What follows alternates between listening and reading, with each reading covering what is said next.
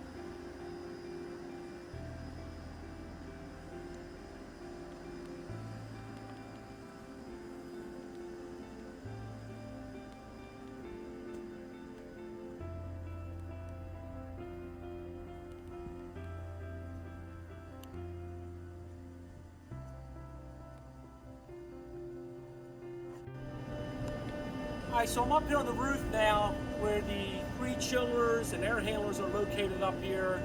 This is the biggest mechanical system of the entire project. This is the area where 3 chillers were set by a crane out back here. Air handlers, which I'll show you in a second here, were set up here. And then if you walk around here, you'll see certain other areas that kind of show the ins and outs of the piping. And then this is the chill water supply and return coming up here.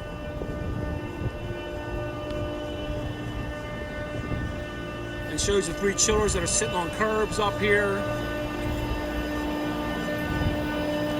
And this is the main AC for the building. We're on top of the roof right now where the 2 air handlers are. This is A21, A22. These are the air handlers that feed the entire cancer wing and the ED part of the building.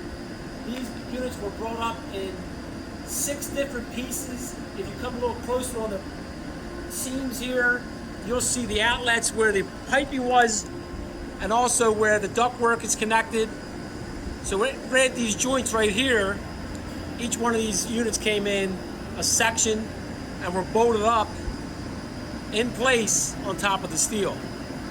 And as we bolted them up, we caulked them, sealed them up, tested them out,